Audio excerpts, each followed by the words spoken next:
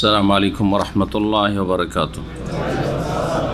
इन्नल हम्दुलिल्लाह नहमदुहु व नस्तईनुहु व नस्तगफिरुह व नऊज़ु बिल्लाहि मिन शुरूरि अनफुसिना व मिन सय्यिआति अमालिना मन यहदिहिल्लाहु फला मुदिल्ल लहु व मन युद्लिल फला हादिय लहु व अशहदु अन ला इलाहा इल्लल्लाह वहदहु ला शरीका लहु व अशहदु अन्न मुहम्मदन अब्दुहु व रसूलुहु सल्लल्लाहु तआला अलैहि व अला आलिहि व सहबिहि व सल्लम तस्लीमन कसीरा। अम्मा बाद फ़अऊज़ु बिल्लाहि मिनश शैतानिर रजीम।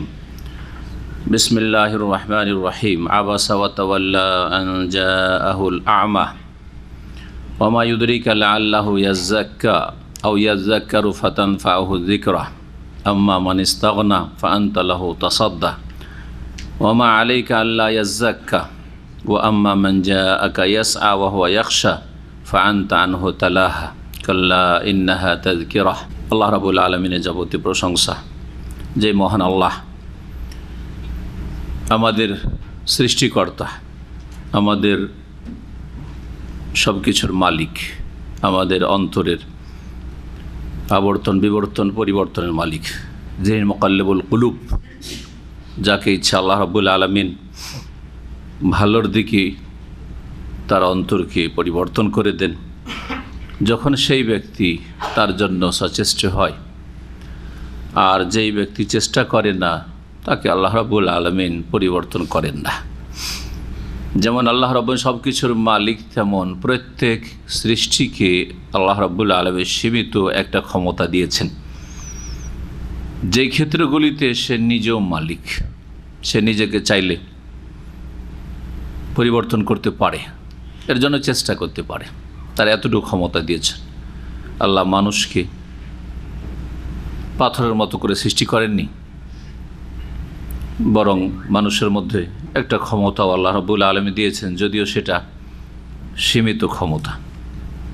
সালাত এবং সালাম নাজিল হুসেন মুহাম্মদ রাসূলুল্লাহ সাল্লাল্লাহু আলাইহি ওয়াসাল্লামের উপর, যিনি মানব জাতিকে হেদায়েতের জন্য সর্বাত্মক চেষ্টা করেছেন জীবনে। আমাদের তাফসীর ধারাবাহিক চলছে জুজে আম্মা বা আম্মা পাড়ার। আমাদের দেশের মানুষরা আম্মা পাড়াকে একটু হালকা করে আমপাড়া বলে। আমপাড়া না, আসলে আম্মা ইয়াতাসাআলুন থেকে শুরু হয় এই জুজটি, পার্টটি। আর জুজকে ফার্সি ভাষায় পাড়া বলা হয়, বুঝছেন না? পাড়াটা কিন্তু ফার্সি ভাষা। পাড়া মানে অংশ, পারা মানে পার্ট, পারা মানে জুজ। আরবিতে জুজ, ইংলিশে পার্ট, হ্যাঁ, বাংলায় অংশ, বাংলায় পারা। কি বলতে বাংলায় পারা, ফার্সিতে পারা, ফার্সিতে পারা, জি হ্যাঁ। উর্দুতে টুকরা, যদিও পারাটা ফার্সির প্রভাব আছে উর্দু ভাষার উপর, জি হ্যাঁ, কিন্তু উর্দুতে টুকরা। এই জন্য কোনো কিছুকে ভেঙে চূর্ণ বিচূর্ণ টুকরো টুকরো করলে उसको পারা পারা করে দিয়ে, জি। কিন্তু বাংলার উপরে এত প্রভাব পড়েছে ধর্মীয় ক্ষেত্রে ফার্সির, যে নামাজ বুঝে সালাত বুঝে না, হ্যাঁ, দুরুদ বুঝে সালাত আলা নবী বুঝে না, রোজা বুঝে সম সিয়াম বুঝে না, হা করে তাকাইবে, ঠিক না? এরকম বহু শব্দের ক্ষেত্রে এরকম পারা বুঝে জুজ বুঝে না, জি। আমপারা বুঝে কিন্তু জুজে আম্মা বুঝে না, জি। বোঝার চেষ্টা করুন। বলার উদ্দেশ্য হচ্ছে আরবি ইসলামিক পরিভাষাগুলি বোঝার চেষ্টা করেন। একজন আরবিয়ানকে যদি বুঝাইতে হয়, তাহলে আপনি আম্মা পাড়া বললেও বুঝবে না, আমপাড়া বললেও বুঝবে না, হা করে তাকাবে যে কী বলছে আদা, হ্যাঁ।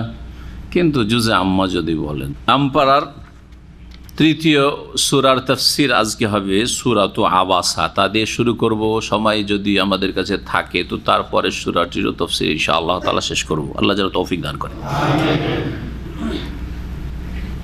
আল্লাহ বলছেন বিসমিল্লাহির রহমানির রহিম। আবাসা ওয়া তাওয়াল্লা, এ হচ্ছে প্রথম আয়াত। এই আয়াত থেকে শুরু করে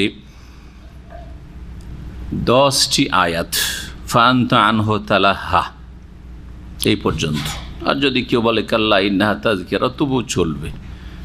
10টি অথবা 11টি আয়াতের সম্পর্ক হচ্ছে বিশেষ একটি ঘটনার সাথে, যেই ক্ষেত্রে তাফসীরকারগণ, তাফসীরবিদগণ সকলে একমত, কারণ ঘটনাটি সহি হাদিসে রয়েছে নবী করিম সাল্লাল্লাহু আলাইহি সাল্লাম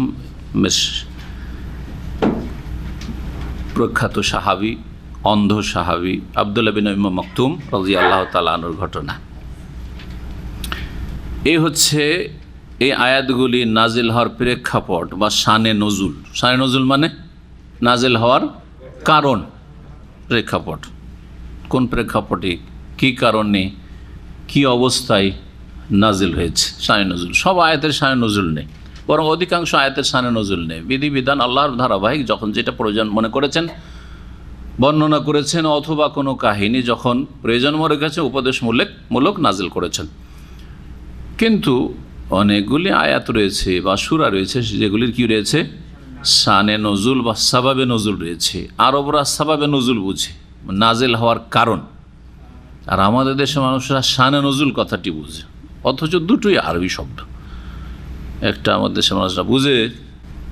ঘটনা কি ছিল এটা আপনাদের সামনে বর্ণনা করি। ইমাম ইবনে কাসির রাহমাতুল্লাহ আলাইহি তার তাফসীরে বর্ণনা করেছেন, সেখান থেকেই তুলে ধরি। বলছেন যে যাকারা গায়রু ওয়াহিদ মিনাল মুফাসসিরিন, অনেক তাফসীরকারগণ উল্লেখ করেছেন যে আন্না রাসূলুল্লাহ সাল্লাল্লাহু আলাইহি ওয়াসাল্লাম কানা ইয়াওমান ইউখাতিবু বাযা উযামায়ে কুরাইশ ওয়া ক্বাদ তামা ফি ইসলামিহি। রাসূলুল্লাহ সাল্লাল্লাহু আলাইহি ওয়াসাল্লাম কোনো একদিন কুরাইশদের বড় বড় নেতৃস্থানীয় ব্যক্তিদের সাথে ইসলাম সম্পর্কে, ইসলামের দাওয়াত নিয়ে কথা বলছিলেন, আলোচনা করছিলেন, মজলিসে ছিলেন। আর আশা করছিলেন যে আজকে মনে হয় এদেরকে বুঝিয়ে নিতে পারবো, আর এই নেতাগুলিকে আমি আজকে মুসলিম বানিয়ে নিতে পারবো।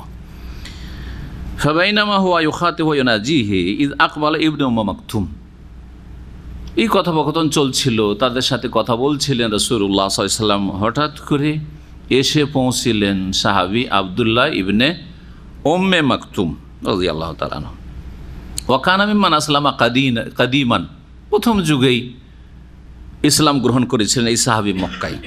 ফাজাআলা ইয়াসআলু রাসূলুল্লাহ, অন্ধ মানুষ তো তার দেখে না যে কি চলছে না চলে। চোখ থাকার একটা ফায়দা আছে, যে এখন হয়তো খুব ব্যস্ত আছেন, আমার দিকে দেখছেন না বা খেয়াল করছেন না, তো থামি একটু পরে কথা বলবো।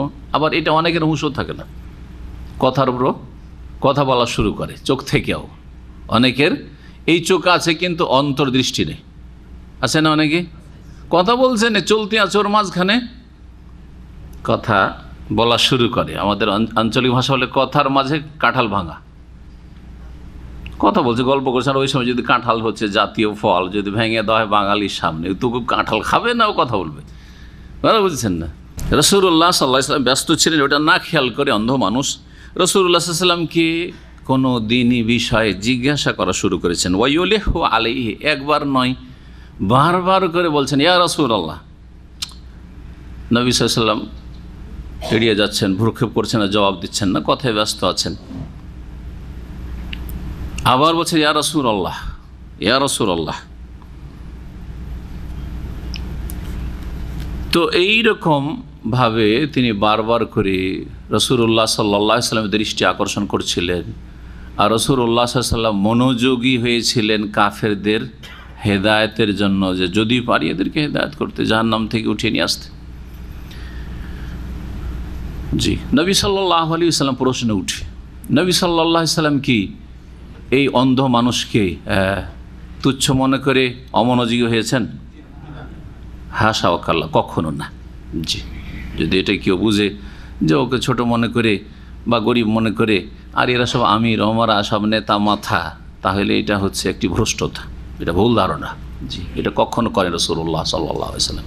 জি, কখনো এটা করেননি। অবশ্যই রাসূলুল্লাহ সাল্লাল্লাহু আলাইহি ওয়াসাল্লামের উদ্দেশ্য ছিল যে বৃহৎ স্বার্থ, এই লোকগুলিকে একটু পরে পাওয়া যাবে না, সব কাফের বেদিন, আর তারপরে বড় বড় নেতা, এরা সব সময় বসবেও না, কথা বলতেও চাইবে না। এখন শুনছে তো কথা বলেই চেষ্টা করি, দেখি একে তো সবসময় পাবই, দেখেন নিয়তে পার্থক্য হয়ে গেল।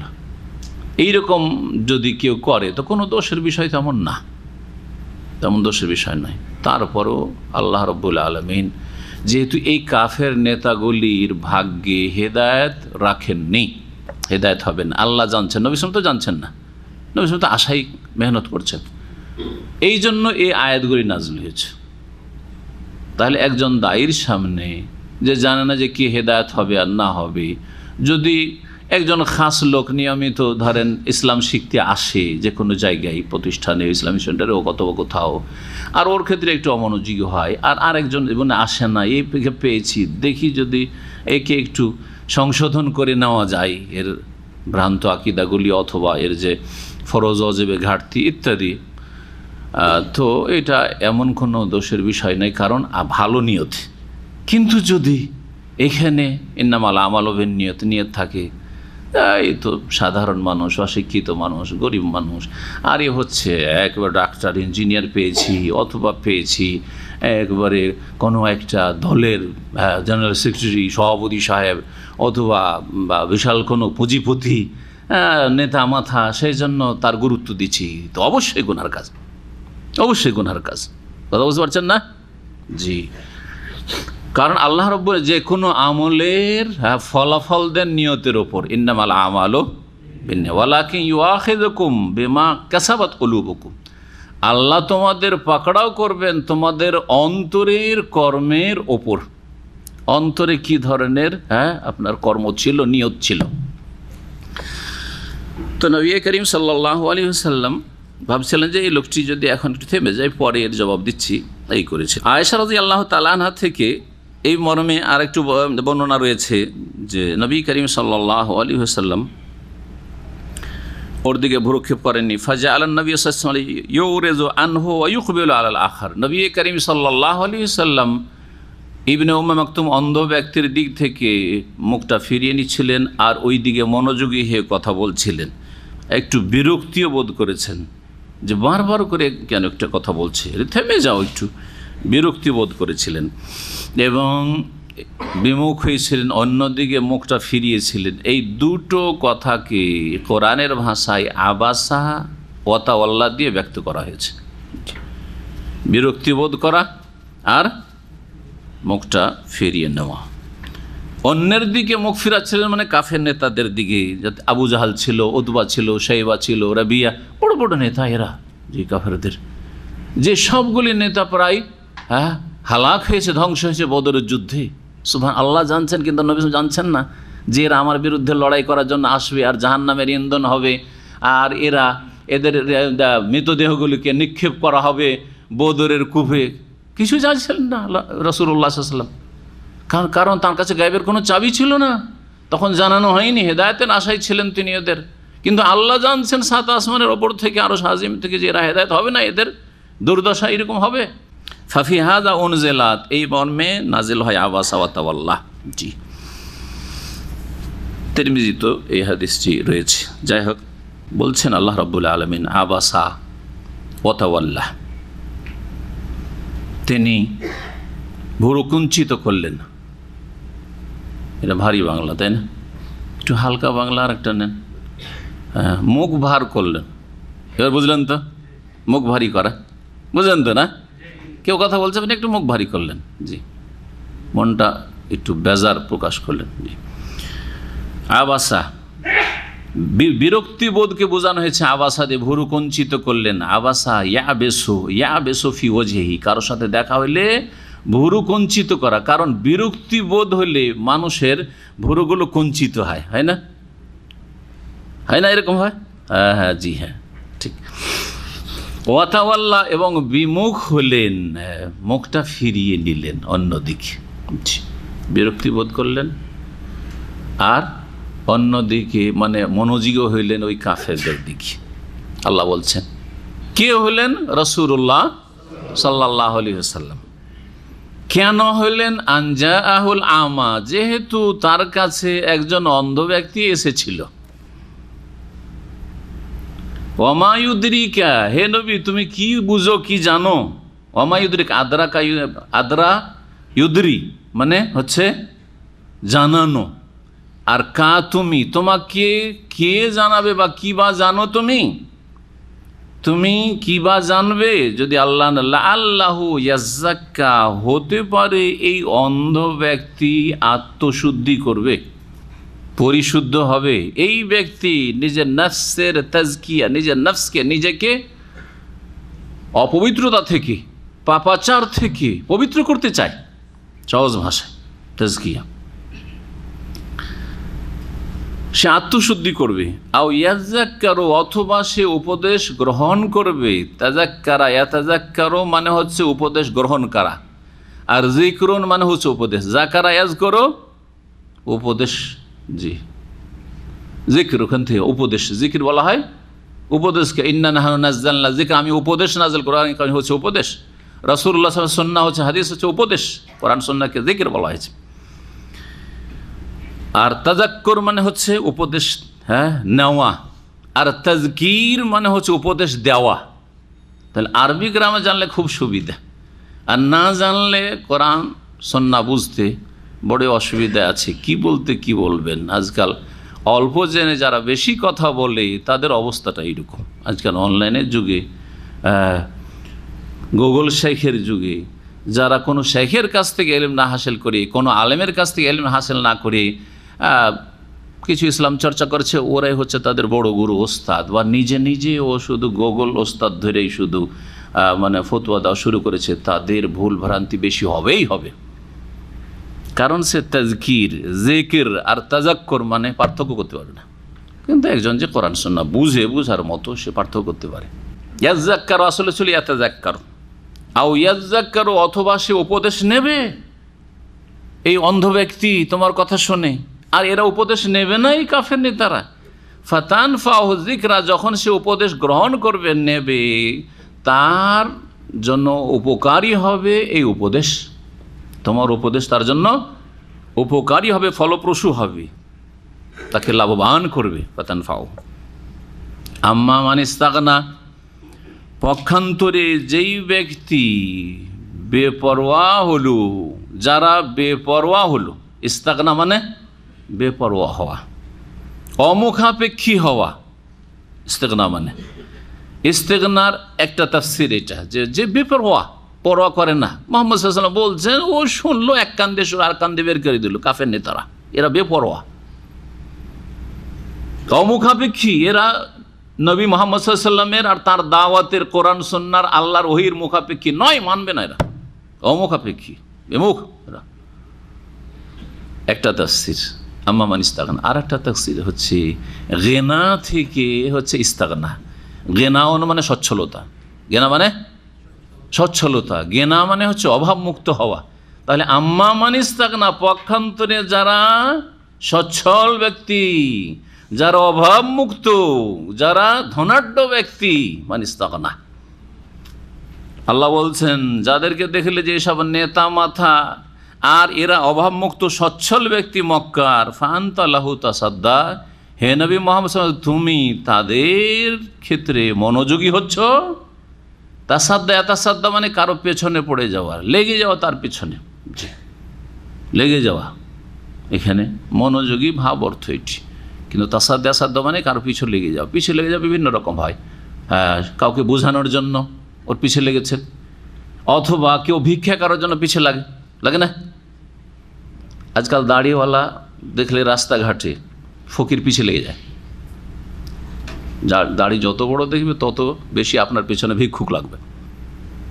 যারা দাড়িওয়ালা তারা বুঝে বেশি, ঠিক কিনা? জি হ্যাঁ। আরে ভাবাই জানে ভিক্ষুক সুস্থ, 25 বছর 30 বছর বয়স, গাড়িতে বসতে যাচ্ছি, এই সেন্টার থেকে নেমে এসে হাজির, রাস্তায় হাঁটছে, সালাম আলাইকুম, ই চাওয়া সালাম। আজকাল একটা নতুন সালাম উঠেছে, আরব দেশে পাওয়া যায়, ওটা ভিক্ষা করা সালাম। জীবনও সালাম দেবে না, কিন্তু ভিক্ষা করার জন্য সালাম দেবে। এসে বলবে এনা মাফি আক্কেল, খাইনি।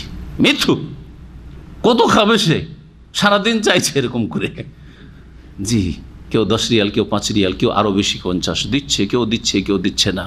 পেশা এটা। তাসাদ্দা, পেছনে লেগে যায়। আর অনেকে কাপড় ধরে টানাটানি শুরু করে, দেশেও দেখেছি ওইরকম। ভালো মানুষ দেখলে কাপড় ধরে টানতে শুরু করে, যতক্ষণ কিছু না দেবেন ছাড়বে না। জি হ্যাঁ, আপনার মুখের সামনে হাত ধরবে এরকম করে, না দিলেও হাত হটাইবে। তাসাদ্দা না মানে হচ্ছে কারো পিছনে পড়ে যাওয়া। জি, শত্রুতার জন্য উঠে পড়ে লাগা, পিছনে পড়া, ওই ক্ষেত্রেও তাসাদ্দা ব্যবহৃত হয়। তার ক্ষেত্র বিশেষে তখন অর্থ পাল্টে গেল। এখানে নবী করিম সাল্লাল্লাহু আলাইহি ওয়াসাল্লাম তাসাদ্দা ওজামায়ে কুরাইশ, কুরাইশের বড় বড় নেতাদের পেছনে পড়েছেন, মানে মনোযোগী হয়েছেন তাদের ক্ষেত্রে, যে দেখি পারি কিনা এদেরকে হেদায়েত করতে। এই লোকগুলি যদি হেদায়েত হয়ে যেত, একটার কারণে গোটা বংশ তাদের হেদায়েত হয়ে যাবে। একজন হেদায়েত হলে গোটা মক্কার লোক হেদায়েত হয়ে যাবে। আবু জাহল হেদায়েত হয়ে গেল, ঠিক না? নিয়তটা ভালো ছিল, আশাও ভালো ছিল। তারপর আল্লাহ রাব্বুল আলামিন সবচেয়ে বেশি জানেন, এবং আল্লাহ রাব্বুল আহকামুল হাকিমিন, তার কথায় আদেশ নিষেধ সবচেয়ে বেশি হেকমা এবং প্রজ্ঞা রয়েছে। আল্লাহ রাব্বুল আলামিন সেটাকে পছন্দ করেন নাই। নবী করিম সাল্লাল্লাহু আলাইহি সাল্লামকে হালকাভাবে, সুন্দরভাবে সতর্ক সাবধান করেছেন, সতর্ক সাবধান করেছেন। ওয়ামা আলাইকা আল্লাহ ইয়াজ্জাক্কা, তোমার কোনো দোষ নেই। ওমা আলাইক, আজকালকার আরবরাও এই ভাষাটা কিন্তু ব্যবহার করে। কারো ক্ষেত্রে যদি বলেন যে অমুক তো এইরকম বলছে, মা আলাইক আমিন, ওর কোনো পরোয়া নাই, এই ক্ষেত্রে ব্যবহার করে মা আলাইক। ওমা আলাইকে, তোমার কোনো দোষ নেই, তোমার ওপর কোনো কিছু বর্তাবে না, মানে কোনো দোষ হবে না তোমার। আল্লাহ ইয়াজ্জাক্কা, এই কাফের নেতারা যদি আত্মশুদ্ধি না করে, বড় নেতা বলে ভাবছো এরা বড় অভাবমুক্ত ধনী, সেই জন্য ভাবছে এদের হেদায়েতের কথা। ওমা আলাইকা, তোমার কোনো দোষ নাই, কোনো ক্ষতিও করতে পারবে না। আল্লাহ ইয়াজ্জাক্কা, যদি আত্মশুদ্ধি না করে, এরা যদি ঈমান ইসলাম গ্রহণ না করে, এরা যদি হেদায়েত না হয়, কোনো ক্ষতি করতে পারবে না তোমার। ওমা আলাইকা আল্লাহ ইয়াজ্জাক্কা। ওয়া আম্মা মান জাআকা ইয়াসআ, পক্ষান্তরে যে তোমার কাছে আসলো, কাকে সম্বোধন করছেন? রাসূলুল্লাহ সাল্লাল্লাহু আলাইহি ওয়াসাল্লাম। আল্লাহ সম্বোধন করছে, হে নবী তোমার কাছে আসলো সে ইয়াসআ, ছুটে।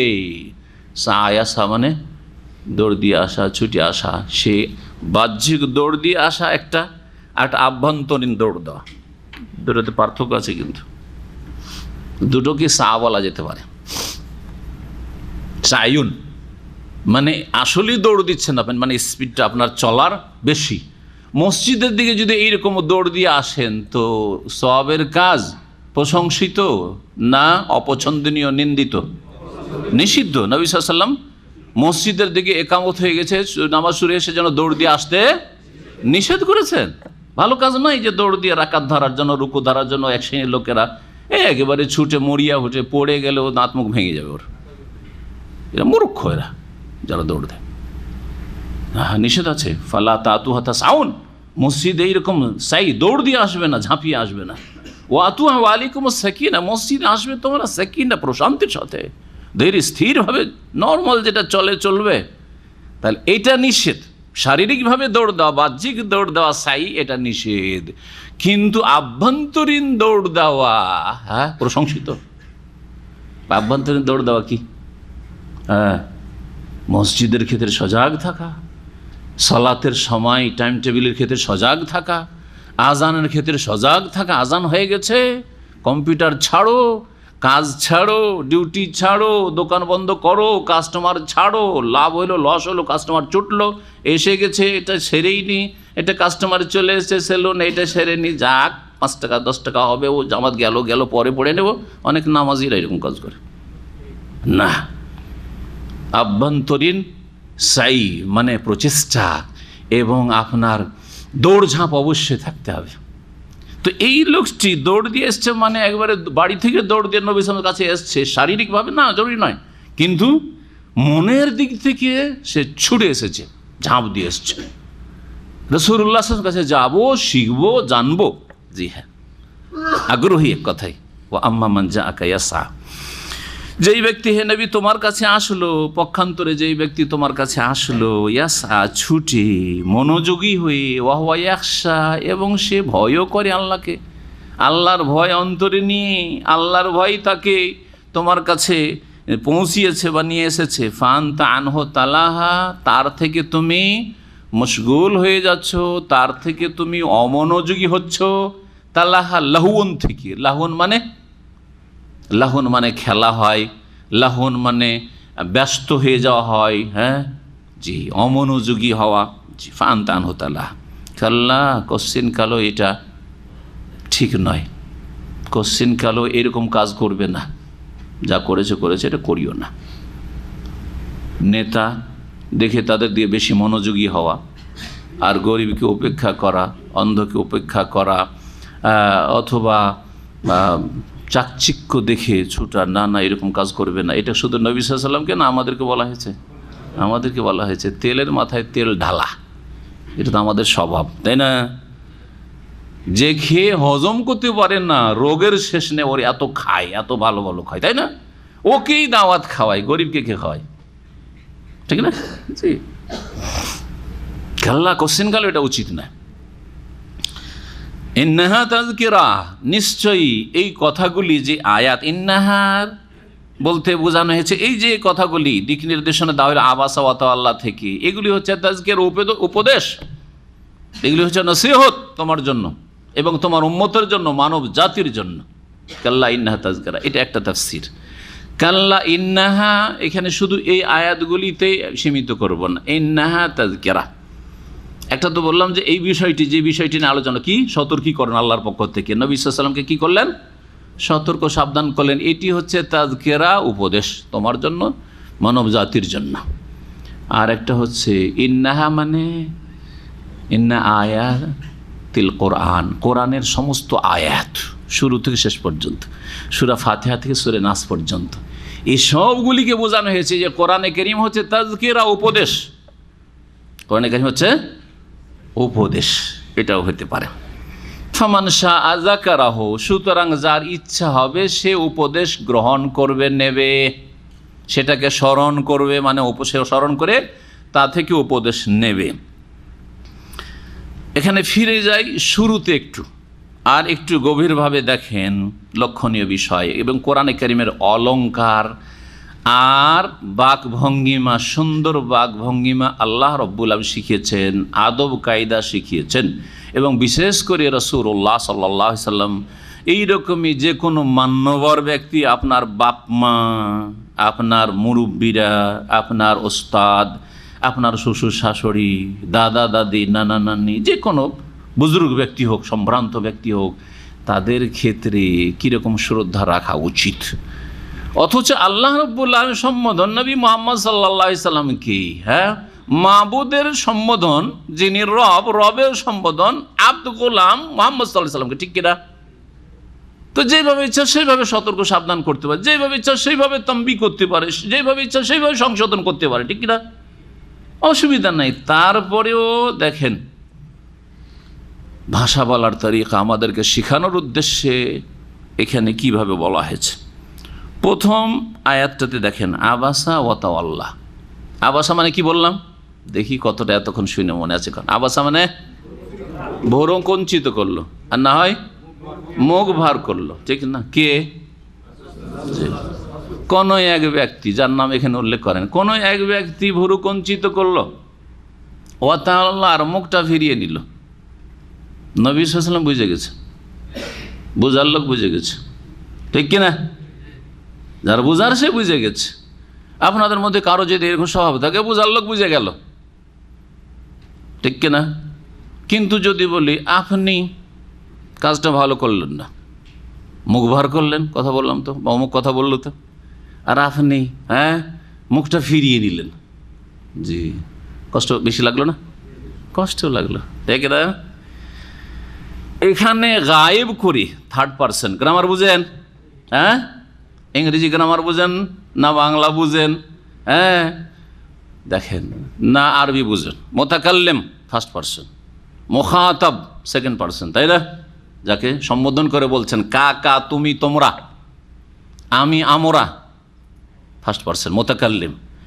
আর সে, তিনি, তারা, এটা হচ্ছে গায়েব। আবাসা ওয়া তাওয়াল্লা, গায়েব করে সে ভোর কঞ্চিতি করলো, মুখ ভার করলো, মুখটা ফিরিয়ে দিল। আর তারপরে একটু এগিয়ে যান, কি জন্য এই কাজ করেছিল? কারণ তার কাছে একজন অন্ধ লোক এসেছিল। নবী সাল্লাল্লাহু আলাইহি ওয়াসাল্লাম বুঝতে পারলেন যে আমাকে সতর্ক সাবধান করা হলো, সেই লোক আমি, সেই লোক আমি। তারপর আল্লাহ বলছেন ওয়া মা ইউদরিকা, এখানে হাজির করে দিলেন, মুখাতাব সেকেন্ড পারসনে চলে আসলেন, যে গায়েব থেকে খেতাবে সম্বোধন, ওমা ইদরিকা, হ নবী তুমি কি জানো? তুমি বললেন না সে কি জানে, বললেন কি আগের গিয়ারে বলতেন সে কি জানে, যে হতে পারে ও আত্মশুদ্ধি করবে, তাই না? তারপরে সবগুলিতে দেখেন আন্তা আলাইকা যা আকা আন্তা আনহতালাহা, সবগুলি আন্তা কা, ঠিক না? জি হ্যাঁ। পরে যখন উপদেশগুলি দিচ্ছেন তখন তুমি, হ্যাঁ তুমি তুমি তোমার এরকম করে বলছেন, কিন্তু প্রথমখানে কি বললেন? গায়েব করি যে কোনো এক ব্যক্তি এই কাজ করল। রাসূলুল্লাহ সাল্লাল্লাহু আলাইহি ওয়াসাল্লামের ক্ষেত্রে প্রথম 1 নম্বরে একজন মুমিনের শ্রদ্ধা সম্মান সবচেয়ে বেশি থাকতে হবে আল্লাহর পরে।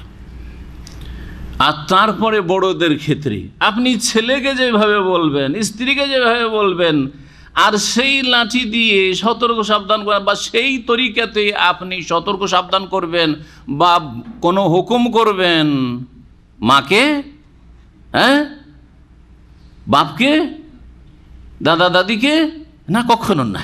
অবশ্যই পার্থক্য হবে।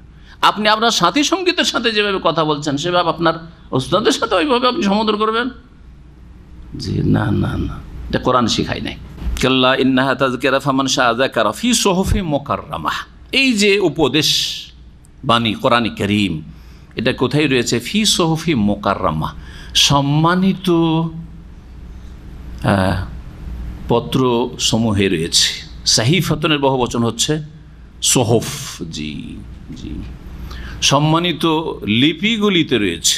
জি সাহিফা, জি অর্থাৎ সুরক্ষিত ফলকে লৌহে মাহফুজে রয়েছে। কোরআনে কারীম কোথায় লেখা আছে? লৌহে মাহফুজ। বাল হুয়া কোরআনুম মাজিদুন ফি লৌহে মাহফুজ, সূরাতুল বুরুজে রয়েছে। লৌহে মাহফুজে সেটা রয়েছে, সেখান থেকে এই উপদেশগুলি নাজিল হচ্ছে জিবরাইল আলাইহিস সালামের মাধ্যমে রাসূলুল্লাহ সাল্লাল্লাহু আলাইহি ওয়াসাল্লামের কাছে। মারফুআতি মুতাহহারা, যেগুলি হচ্ছে মর্যাদাপূর্ণ। মারফুয়া, রাফা মানে উঠানো, হ্যাঁ ওপরে করা। তো মারফুআতুন মানে যেগুলি হচ্ছে কি সুউচ্চ মর্যাদাপূর্ণ। মুতাহহারাতিন আর পুত পবিত্র, জি যেগুলি পবিত্র। এক তো সেগুলি সর্বোচ্চ স্থানে রয়েছে, এমন স্থানে লৌহে মাহফুজে রয়েছে যেখানে কোনো মানুষ জিন পৌঁছিতে পারে না, কোনো মানুষ শয়তান জিন শয়তান পৌঁছিতে পারে না, সেখানে কোনো গণকের হাত পৌঁছিতে পারেন না, সেখানে কোনো জ্যোতিষীর জ্ঞান পৌঁছিতে পারে না, যেখানে কোনো ইবলিশ শয়তান তার চেলা পৌঁছিতে পারে না। মারফুয়া, মোতাহার এবং পাক পবিত্র এইসব মন্দ শক্তি থেকে, মানুষ শয়তান জিন শয়তানের শক্তি থেকে।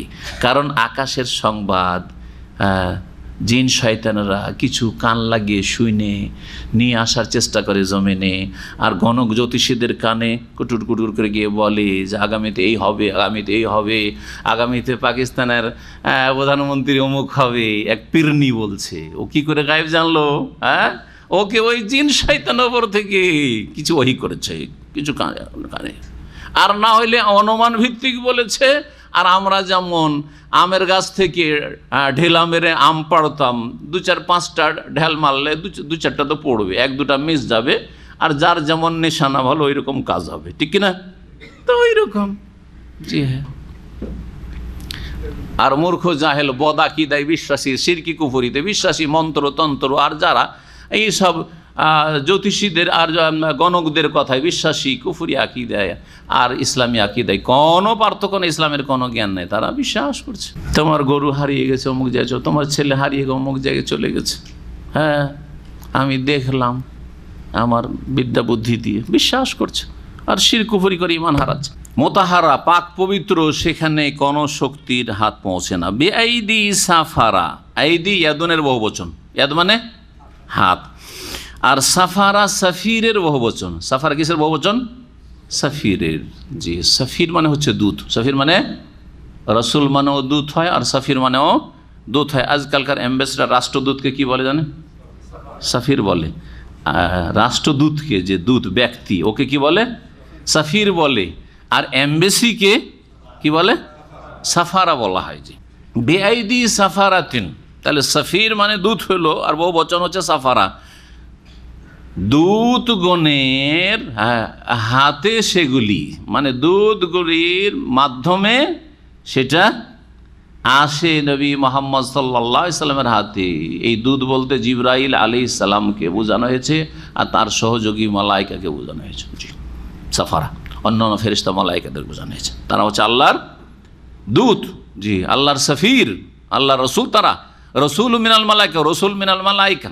জি জি, জাইলিল মালাইকা তো রসুলান, জনগণ বুঝেছে শুধু নবী রসুলগণ রসুল, নবী রসুলগণ মানুষের রসুল, মানুষের হেদায়েতের জন্য সরাসরি মানুষের কাছে এসে তারা হেদায়েতের কথা বলবেন, আসমানের কথা, ওহীর কথা বলবেন। এরা হচ্ছে মানুষের রসুল।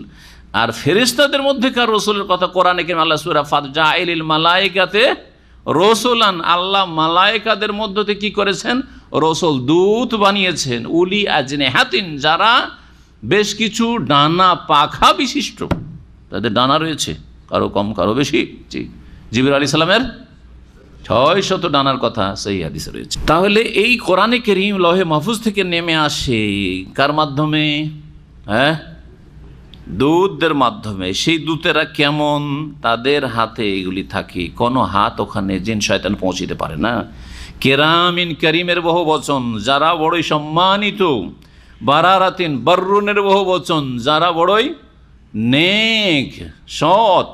জি হ্যাঁ, ফেরেশতারা নেক। জি হ্যাঁ, কেরামিন বারারা, এই শব্দগুলি একটি হাদিসে রয়েছে। কোরআনে কারীমের আলেম, হাফেজ, কারি, খাদেম এবং কোরআনে কারীম তেলাওয়াতের সাথে সাথে এবং তার অর্থ বোঝার সাথে সাথে কোরআনে কারীমের যারা অনুসারী, যারা বাস্তবায়ন করে, আমল করে, তাদের প্রশংসা নবী করিম সাল্লাল্লাহু আলাইহি ওয়াসাল্লাম আল মাহির বিল কোরআন মা সাফারাতিল কিরামিল বারারা, যারা কোরআনে কারীমের পারদর্শী, মাহির, তারা মা সাফারাতিল কিরামিল বারারা, তারা ওই সমস্ত দূতদের সাথে অবস্থান করবে যারা আল কিরাম সম্মান। এই সাফারা শব্দ আসলে এখানে এসছে না, ওই হাদিসও সাফারা আসলে। জি হ্যাঁ, সাফারা কারা? ফেরেশতা দূতেরা। আল কিরাম, এখানে কিরামিন বারারা এসছে, ওই হাদিসও এসছে কিরাম, যারা সম্মানিত, ওই সম্মানিতদের সাথে হবে যারা কোরআনের পণ্ডিত, যারা কোরআনের যারা মাহের, তারা। জি, আল বারারা নেকদের সাথে, সৎদের সাথে হবে, সৎ ফেরেশতাদের সাথে হবে। তাদের জায়গা হবে সেই দিন জান্নাতে এই সম্মানিত ফেরেশতাদের সাথে, যারা সাফারা কেরাম বারারা, যারা কোরআন ভালো পড়তে পারে এবং কোরআন ভালো বুঝে, কোরআনের প্রতি ভালো আমল করে, কোরআনের দিকে ভালো দাওয়াত দেয়। পারফেক্ট যেটা হলো, যতটা কমবে ততটা মর্যাদা কমবে। আর যারা কোরআন পড়ে কিন্তু কষ্ট হয়, কোরআন বুঝে কিন্তু খুব কষ্ট করে বুঝে, কিছু বুঝে কিছু বুঝতে পারে না। ওয়াল্লাযী ইয়াকরাউল কোরআনা, আর আরেক শ্রেণীর লোক যারা কোরআন পড়ে, ওয়া হুয়া আলাইহি শাক্কুন, ওয়া ইয়াতাতাউ ফীহি, আর কোরআন পড়ে তো উচ্চারণ সহি শুদ্ধ করতে পারে না, বড়ই কষ্ট। ইয়াতাতাউ ফীহি মানে তোতলামি করে, শুদ্ধ উচ্চারণ করতে পারে না। ওহু আলাইহি শাক্কুন, চেষ্টা করে কিন্তু বড়ই কঠিন হয় ওদের জন্য উচ্চারণ করা। ছোট থেকে কোরআন শুদ্ধ করে পড়ে নাই, যার ফলে ও জবান আর ঘুরতে চায় না। আর ওই ভাষাও না মাতৃভাষা, আর মাতৃভাষা ছোটোতে পড়েনি, হয়তো বড় হয়ে পড়ছে, জিভা ঘুরছে না, হয় কি হয় না? চেষ্টা করে উচ্চারণকে ঠিক করতে পারছেন না। ছোট থেকে যারা করে নিয়েছে ব্যাস একেবারে ফুল পারফেক্ট, বড় হয়ে সংশোধন করা বড়ই মুশকিল। জি হ্যাঁ, শক কঠিন। ফালাহু আজরান, যারা কষ্ট করে কোরআন পড়বে, কষ্ট করে কোরআন বুঝবে, তাদের জন্য দ্বিগুণ নেকি রয়েছে। সুবহানাল্লাহ। একটা হচ্ছে কোরআন তেলাওয়াতের, কোরআন পড়ার আর তরজমা বোঝার চেষ্টা করার নেকি, আর একটা হচ্ছে কষ্ট করার নেকি। দ্বিগুণ নেকি। তাহলে এ দ্বিগুণ পেল, আর ওই যারা কোরআনের পণ্ডিত তারা তাহলে কম পেল নাকি? ওরা তো ওর অনেক ওপরে চলে গেছে, ফেরেশতাদের সাথে তাদের অবস্থান হয়ে গেছে। সুতরাং এটা ভাবে না যে এরা দ্বিগুণ পেল তো ওরা মনে হয় একগুণ, না, ওরা আরও ওপরে। এরাই যদি নিচের যারা কোরআন পড়ুয়া তারাই যদি এই 2 গুণ পায়, তাহলে যারা কোরআনের মাহেরিন, যারা পারদর্শী পণ্ডিত, তারা কত পাবে আল্লাহর কাছে আল্লাহ ভালো জানেন। আল্লাহ যেন আমাদেরকে বঞ্চিত না করেন। কতিল আল ইনসানু মা আকফারাহ। এখন আল্লাহ বলছেন এই মানব জাতি সম্পর্কে আর অধিকাংশ লোকই হচ্ছে অকৃতজ্ঞ, আর বিশেষ করে যারা কাফের এবং কাফেরদের অনুসারী, সেই পথের পথিক। জন্মসূত্রে মুসলিম হইল, নামে মাত্র মুসলিম, আকিদা আমলে, কাজে কর্মে, ফরজ অজেবের হেফাজতে, আরাম রাজাস থেকে বাঁচার ক্ষেত্রে মুসলিমদের পথের পথিক না, আম্বিয়া রসুলদের পথের পথিক না, সৎ লোক নেক লোকদের পথের, সলেহীন সিদ্দিকিনদের পথের পথিক না, তারা কাফের বেদিনদের পথের পথিক, ওই পথে চলে তারা। তাদের সম্পর্কে আল্লাহ বলছেন কতিলাল ইনসানো। কতিলা দুটি তাফসীর করা হয়েছে, একটা হচ্ছে লয়ে না, মানুষের অভিশাপ হোক, এটা অর্থ। তবে এর চাইতে বেশি সহি তাফসীর অধিকাংশ মুফাসসির বলেছেন কতিলা মানে হালাকা, হালাকাল ইনসানো, মানুষের সর্বনাশ হোক। অর্থাৎ বেদিন, কাফের বেদিন বিধর্মী যারা আল্লাহর সাথে সঠিক সম্পর্ক রাখে না, আল্লাহর সাথে দিনের সাথে সম্পর্ক শিরক বেদাতে সম্পর্ক রাখে, আর না হলে নামে মাত্র সম্পর্ক রাখে, মসজিদের মুসলিম, ফরজ ওয়াজিবের কোনো পর্ব নাই, অথবা আসলেই কাফের হয়ে থেকে গেল। কতিলাল ইনসান, এইরকম মানুষ ধ্বংস হোক আল্লাহ বলছেন। কেন ধ্বংস হোক? মা আকফারা। মা আকফারারও দুটো তাফসীর রয়েছে, একটা হচ্ছে মা ইস্তিফহামিয়া জিজ্ঞাসামূলক, আর একটা হচ্ছে মা তাআজ্জুবের জন্য, কোনো বিস্ময়কর বা আশ্চর্যজনক বিষয়কে প্রকাশ করার জন্য। মা তাআজ্জুবেরও সেগাতে মা আহসানাহু আহসান বিহি, তাআজ্জুবের দুটো সেগা আছে আরবি গ্রামারে, নাহুর গ্রামারের কিতাবে। তো এখানে মা আকফারা, কতই না অকৃতজ্ঞ, আরে কতই না খারাপ লোক। অবাক হওয়ার জন্য বলি না, আশ্চর্য হওয়ার ক্ষেত্রে বলি না আমরা, কত খারাপ, মানে খুব খারাপ, তাই না? জি, অবাক হওয়ার জন্য বলি মা আকফারা, কতই না অকৃতজ্ঞ। সেই জন্য ধ্বংস হোক যারা অকৃতজ্ঞ, নাশকরগুজার, এইরকম মানুষ ধ্বংস হোক আল্লাহ বলছে। দ্বিতীয় তাফসীর হচ্ছে মা হচ্ছে ইস্তিফহাম, জিজ্ঞাসার জন্য, মা আকফারা, সেই রকম মানুষ ধ্বংস হোক। জি, মা আকফারা, তাকে কে কুফরি করতে উদ্বুদ্ধ করলো, কে কুফরি করতে তাকে প্ররোচিত করলো। মা আকফারা, আইয়ু শাইইন আকফারা, কোন বিষয়, কোন বস্তু তাকে কাফের বানিয়ে দিল। জি, মা আকফারা, আইয়ু শাইইন আকফারা। মিন আইয়ি শাইইন খালাকাহ, মানুষকে এখন চিন্তাশীল হইতে বলছেন। কোন বস্তু থেকে আল্লাহ মানুষকে সৃষ্টি করেছেন একটু চিন্তা করুক। জবাবে আল্লাহ বলছেন, তোমরা জানো না, আমি বলি। আল্লাহ বলছেন মিন নুতফাতিন খালাকাহ, শুক্রবিন্দু থেকে, একটা শুক্রবিন্দু থেকে আল্লাহ, বরং শুক্রবিন্দুর একটা লক্ষ লক্ষ শুক্র কীট রয়েছে, একটা শুক্র কীট দিয়ে আল্লাহ রাব্বুল আলামিন সৃষ্টি করেছেন। মিন নুতফাতিন খালাকাহ, শুধু সৃষ্টি করে ছেড়ে দেননি, ফাকাদ্দারাত, অতঃপর কি করেছেন? সুপরিমিত করেছেন, সব কিছুর পরিমাণ নির্ধারিত করেছেন। আয়ুর পরিমাণ, রুজির পরিমাণ, সুস্থতার পরিমাণ, সমস্ত কিছুর পরিমাণ, সমস্ত কিছুর পরিমাণ আল্লাহ রাব্বুল আলামিন। হায়াত, মত, স্থান, শিক্ষা, কাজকর্ম, ভালো না মন্দ। জি, এই মর্মে নবী করিম সাল্লাল্লাহু আলাইহি ওয়াসাল্লামের হাদিসটা শুধু স্মরণ করিয়ে দিই। নবী সাল্লাল্লাহু আলাইহি ওয়াসাল্লাম বলেছেন যে মানুষ 40 দিন এক অবস্থায় থাকে মায়ের গর্ভে, তারপরে দ্বিতীয় 40 দিন এই হয়, তৃতীয় 40 দিনে, 340-এ কত হয়ে যায়? 120 দিন। ফায়ুমারু বিআরবা'i কালিমাত, তখন 4টা কথা নিয়ে ফেরেশতা এসে হাজির হয়ে যায়। 4টা বিষয় তকদিরের ক্ষেত্রে, তার তাকদিরে ওমরি, তার আয়ুর, পুরো আয়ুর তকদির লেখা হয়। এই হচ্ছে সুপরিমিত করা, সুঠাম করা। সুপরিমিত করার আর একটা দিক আছে, দৈহিক গঠনের দিক থেকে আল্লাহ সুঠাম করেছেন, এমন সুন্দর করে দেখতে ভালো লাগছে, তাই না? দুটো চোখ আল্লাহ দিয়েছেন, দুটো কান দিয়েছেন, দুটো নাকের ছিদ্র দিয়েছেন, দুটো হাত দিয়েছেন, দুটো পা দিয়েছেন। এক এক পায়ে কতটা করে আঙ্গুল সবার জানা আছে। যদি বেশি করে দেন, কারো যদি 3টা চোখ থাকে ভালো লাগবে দেখতে, এখানে এখানে 3 চোখ দিয়ে দেখছে ভালো লাগবে, এখানে আর একটা চোখ পিছনেও দেখতে পারে, ক্ষমতা তো তার বেশি, দেখতে ভালো লাগবে। সুবহানাল্লাহ, যত ভালো হলে ভালো, তত ভালো করে আল্লাহ মানুষকে সৃষ্টি করেছেন। সুবহানাল্লাহ। জি, নাককে এখানে না দিতে এখানে দিতেন। জি, সুবহানাল্লাহ। জি, হাতের আঙ্গুল 6 আঙ্গুল মানুষ দেখেছি, দেখতে খারাপ লাগে। অনেকে বিয়ে করে না, বাছাবাছি করে, ওই 6টা আঙ্গুল আছে, ও বিয়ে করবো না বা বিয়ে দেবো না। সুম্মা সাবিলা ইয়াসসারা, অতঃপর রাস্তা সহজ করে দিয়েছেন। মানুষকে সৃষ্টি করার পরে কি করেছেন? রাস্তা সহজ করে দিয়েছেন। এই রাস্তা সহজ করারও দুটো তাফসীর আছে। একটা হচ্ছে মাতৃগর্ভ থেকে ভূমিষ্ঠ হওয়ার রাস্তাকে সহজ করে দিয়েছেন। আল্লাহ যদি মাতৃগর্ভে রেখে দিতে, তোকে বের হইতে দেবো না, 10 মাস পুরা হয়ে যাচ্ছে, ও বের হইতেই পারে না, হয় না, পেন উঠেই না, মায়ের প্রসব বেদনায় উঠে না। জি হ্যাঁ, গেল সিজার করা, বলছে বাচ্চা মারা গেছে, শেষ। আল্লাহ যদি আপনাকে আমাকে তাই করে দিতেন, তো কোথায় দুনিয়া দেখতেন, আর কোথায় অহংকার করার সুযোগ পেতেন, আর কোথায় কুফরির সুযোগ পেতেন আপনি? হে কাফের, হে বেদিন, জি, কোথায় পাপ করার সুযোগ পেতেন আপনি? চিন্তা করুন আপনি। সুম্মা সাবিলা ইয়াসসারা, রাস্তা সহজ করে দিয়েছেন নির্গমনের, পৃথিবীতে আসার। আল্লাহু আকবার, সহজভাবে নিয়ে এসছেন, সুস্থ করে নিয়ে এসছেন। আবার ধীরে ধীরে ধীরে ধীরে আল্লাহর উপরে বড় করেছেন।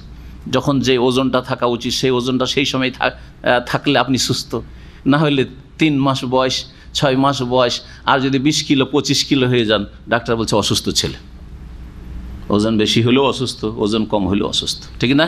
গ্রোথ বেশি হইলেও অসুস্থ, গ্রোথ কম হইলেও অসুস্থ। জি, কত রাস্তা সহজ করেছেন আল্লাহ রাব্বুল আলামিন। এটা একটা সহজ করার রাস্তা। আর একটা রাস্তার কথা, দ্বিতীয় তাফসীর আয়াতের, সেটা হচ্ছে মানুষকে আল্লাহ সৃষ্টি করে গবাদি পশুর মতো ছেড়ে দেননি, হিংস্র পশুর মতো ছেড়ে দেননি, বরং আল্লাহ রাব্বুল আলামিন তার হেদায়েতের জন্য এই যে সাবিল মানে সিরাতে মুস্তাকিম, জান্নাতের রাস্তাকে ইয়াসসারাহু, সহজ করে দিয়েছেন। জান্নাতের রাস্তা সন্ধান করে তলাশ করার জন্য সহজ করে দিয়েছেন আল্লাহ রাব্বুল আলামিন।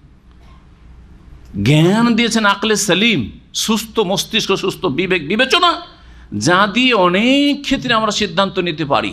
সত্য কথা বলা ভালো, মিথ্যা বলা হারাম, মানুষের উপকার করা ভালো, ক্ষতি করা মন্দ, বুঝি না? জি হ্যাঁ, এরকম বহু কথাই বুঝি, বহু কথাই বুঝি যা ইসলামে স্বীকৃত, ইসলামে আছে, ইসলামের বিধিবিধান।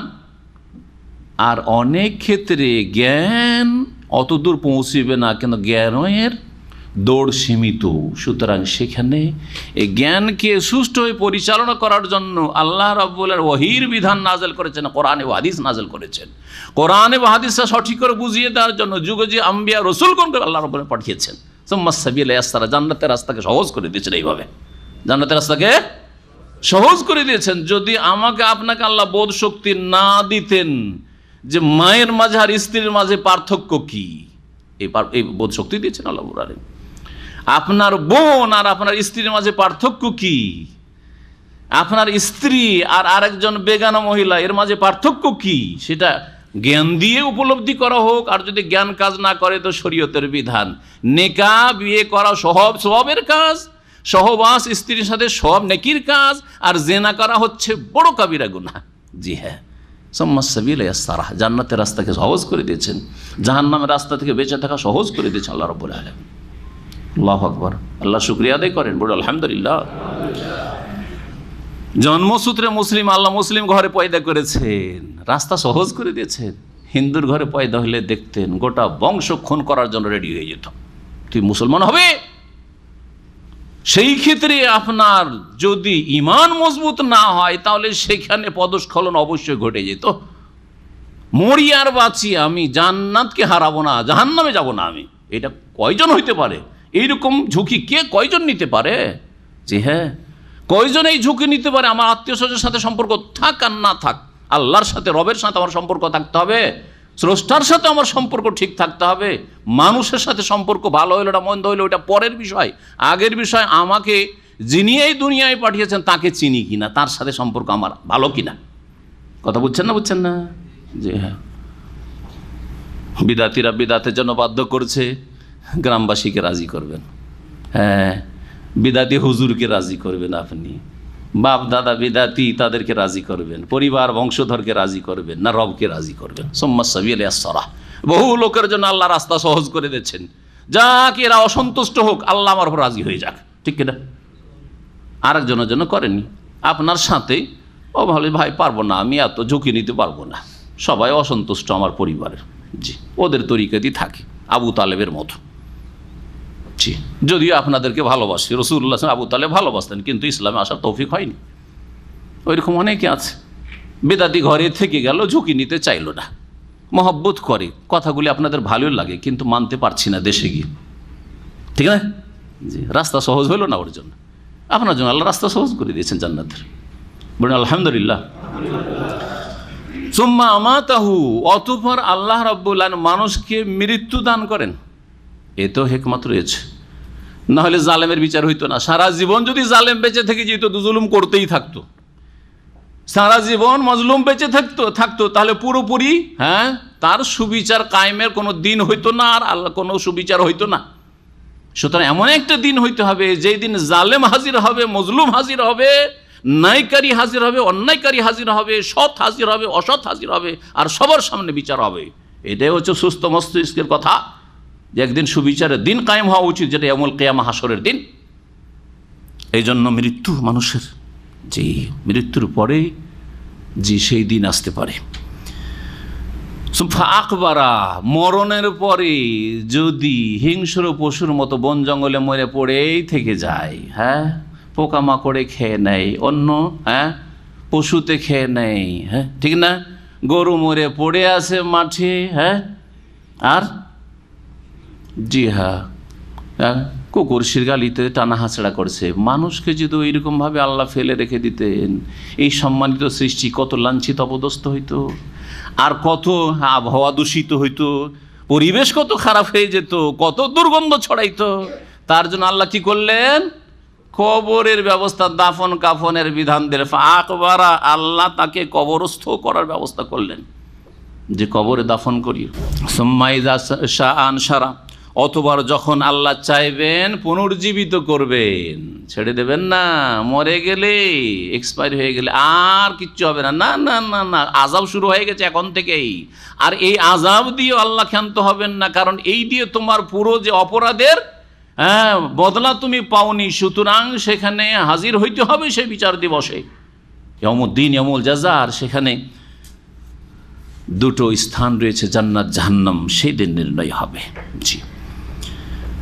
ফাকবারা সুম্মা ইযা শাআ আনশারা, অতঃপর যখন আল্লাহ চাইবেন পুনর্জীবিত করবেন মানুষকে। কাল্লা লাম্মা ইয়াকযি মা আমারা, কোশ্চিন কালেও এটা নয় যে মানুষ পুনর্জীবিত হবে না, মানুষের কোনো বিচার হবে না, মানুষকে আল্লাহ হাজির করবে, এমনটা নয়। লাম্মা ইয়াকযি মা আমারা, আল্লাহ যা নির্দেশ করেছেন মানুষ এখন পর্যন্ত তা পালন করে নাই। এটা একটা তাফসীর।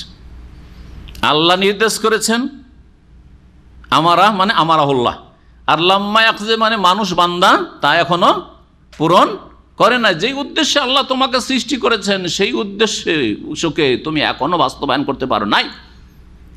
করতে থাকো, আবুদ রাব্বাকা হাত্তা ইয়াতিয়াকাল ইয়াকিন, মরণ পর্যন্ত ইবাদত চালিয়ে যাও। তাহলে আল্লাহ যে উদ্দেশ্যে সৃষ্টি করেছেন, যে নির্দেশ দিয়েছেন, সেই নির্দেশের ওপর আমল হবে। লাম্মা ইয়াকযি মা আমারা, এটা একটা তাফসীর। আর একটা তাফসীর করেছেন, একটু সূক্ষ্মভাবে বুঝতে হবে, দ্বিতীয় তাফসীর। আজকের তফসির প্রায় অনেকগুলি আয়াতের কিন্তু দুটো দুটো করে তফসির বললাম। এটা যারা বেশি বুঝে, অ্যাডভান্স মনে রাখতে পারে, আয়ত্ত করতে পারে, তাদের জন্য তো বড় উপকারী। আর যদি একবার প্রাথমিক লেভেলে থাকেন তাহলে আজকে মুশকিলই লাগছে বুঝতে, নাকি না? বুঝছেন? অন্তত বুঝার সময় বুঝে নিচ্ছেন, তারপরে ধারণ ক্ষমতা থাকলে রাখবেন। আর না হলে মানুষের ব্রেন হচ্ছে জমির মতো। হাদিস আছে, জমি 3 প্রকার, নবী সাল্লাল্লাহু আলাইহি ওয়াসাল্লাম বলেছেন। বোঝা গেছে না? জি হ্যাঁ, ওই 3 প্রকারের জমির মতো মানুষের ব্রেন বুদ্ধি। জি। কোনো জমি পানি ধরেও রাখতে পারে, আকাশের বৃষ্টির পানি, আর ফসলে দিতে পারে। আর কোনো জমি এত নিচা যে পানি তো ধরে রাখতে পারে কিন্তু ফসল দিতে পারে না, ফলন দিতে পারে না। আর কোনো জমি এত উঁচা, এত টিলা যে সেখানে যতই বৃষ্টি হোক না কেন সব গড়ে চলে যায় চারিদিকে, অন্যকে পানি পৌঁছা দেয় কিন্তু নিজে কিছুই ধরে রাখতে পারে না। মানুষও এরকমই ঠিক। দ্বিতীয় তাফসীরটা শুনেন, বলছেন যে এখানে আমর মানে হচ্ছে আমরে কওনি, সৃষ্টিগত আল্লাহর নির্দেশ। আল্লাহর বিধানগত নির্দেশ হচ্ছে আল্লাহর বিধিবিধান পালন করা। আগের তফসির, আল্লাহ যা নির্দেশ করেছেন মানুষ এখনো পালন করে নাই পুরোপুরি, যতদিন তুমি আছো দুনিয়ায় পালন করো, এটা কর্মজগৎ। এটা একটা তফসির হলো আমরে শারি। আর আরেকটা হচ্ছে আমরে কওনি, আল্লাহ রাব্বুল আলামিন যেই নির্দেশ করেছেন মানে সৃষ্টিগতভাবে আল্লাহ নির্দেশ করেছেন, মানে আল্লাহর যে ফায়সালা একটা রয়েছে, চূড়ান্ত ফায়সালা যা তিনি করবেন, কোন ফায়াকুন দিয়ে। কোনটা আল্লাহর হুকুম কিনা? কোন ধ্বংস হয়ে যাও, কোন সৃষ্টি হও, কোন মরো, এগুলো আল্লাহর হুকুম না? কিন্তু কোন হুকুম? শারঈ হুকুম না সৃষ্টিগত হুকুম? সৃষ্টিগত হুকুম। এগুলো হচ্ছে সৃষ্টি করার জন্য হুকুম, তাই না? কিন্তু আকিমুস সালাহ, নামাজ পড়ো, সালাত আদায় করো, আতুস জাকাত, জাকাত দাও, এগুলো কোন হুকুম? শারঈ হুকুম। এবার বুঝতে পেরেছেন? আমরে কওনি, আমরে শারঈ, সৃষ্টিগত হুকুম, নির্দেশ আর বিধানগত নির্দেশ। তাহলে কি বলতে চাইছে এর তাফসিরে ইবনে উসাইমিন রাহিমাহুল্লাহ তার জুজ আমার তাফসিরে বলছেন যে লাম্মা ইয়াকজি মা আমারা, আল্লাহ রাব্বুল আলামিন এখনো পুরা করেননি মা আমারা, যে সৃষ্টিগত নির্দেশ তিনি দিয়েছেন।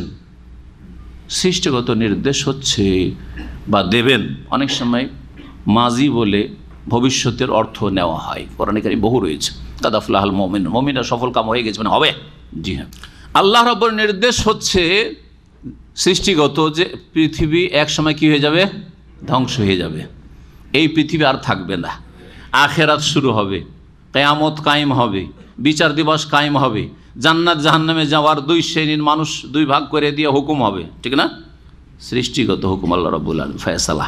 জি, লাম্মা ইয়াকজি, আল্লাহ ওইটা এখনো করেন নাই। মরলে কবরে গেলে কিন্তু না, কবরে যাওয়াই শেষ না, আর কবরের আযাবই শেষ না, আর কবরে আত্মা খুব নেক লোকের আরাম পাচ্ছে, সুখে আছে, এটাই শেষ না, সমাপ্তি না। লাম্মা ইয়াকজি মা আমারা, আল্লাহর যে সৃষ্টিগত বিধান রয়েছে যে কিয়ামত হবে আর জান্নাত জাহান্নামে মানুষ যাবে, কেউ জান্নাতি ফারিকুন ফিল জান্নাহ ফারিকুন ফিস সাইর, লাম্মা ইয়াকজি মা আমারা, সেটা এখন আল্লাহর পুরা করেননি, বাকি আছে সেটা। ফালিয়ানজুরিল ইনসানু ইলা তাআমিহি, আল্লাহকে চেনার জন্য, আমাদের জন্য আল্লাহ যে কিছু পৃথিবীতে রেখেছেন তার কিছু দেখতে বলছেন গভীরভাবে। বলছেন মানুষ একটু গভীরভাবে দেখুক, চিন্তা করি, ইলা তাআমিহি, নজর দিক দেখুক, ইলা তাআমি, তার খাদ্যবস্তুর দিকে। কি খাচ্ছ, আল্লাহ কিভাবে খাওয়াচ্ছেন, কোথা থেকে তোমাদের খাবার পানীয় আসছে। আন্না সাবাবনাল মা সাব্বা, প্রথমত আমি আকাশ থেকে মানে মেঘমালা থেকে প্রচুর পরিমাণে বৃষ্টি বর্ষণ করি। যদি বৃষ্টি বন্ধ হয়ে যায় কোনো কিছু পাবো না, না পানি পাবো আর না খাবার পাবো। কয়দিন, কতদিন আপনি সঞ্চিত করে রাখবেন? 6 মাস, 1 বছর, 2 বছর, 3 বছর। তারপরে সুম্মা শাকাকনাল আরদা শাক্কা, এই যে বৃষ্টি বর্ষণ হইল তখন বিরান একবারে শুকিয়ে যাওয়া জমি কি হইল? আল্লাহ রাব্বুল আলামিন বিদীর্ণ করলেন, তাতে ফাটল ধরল, নরম হইল। এত নরম হইল, চাষাবাদের যোগ্য হইল চাষাবাদ করলে।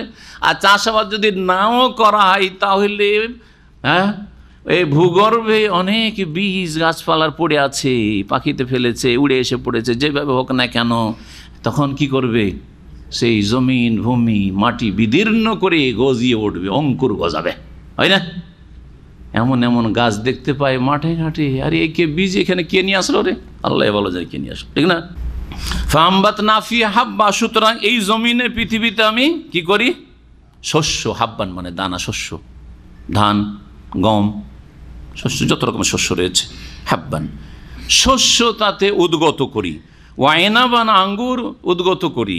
ওয়া কাজবান শাকসবজি, কাজবান হচ্ছে তাজা শাকসবজি যেগুলি মানুষেও খায়, আবার গবাদি পশুতেও খায়। গবাদি পশু যেগুলো শাক, আমরা বাঙালির তো অনেক শাক খায়, মাশাআল্লাহ, মানুষও শাক বানিয়ে খাচ্ছে আর গরুকে খাওয়াচ্ছে, হয় না? জি।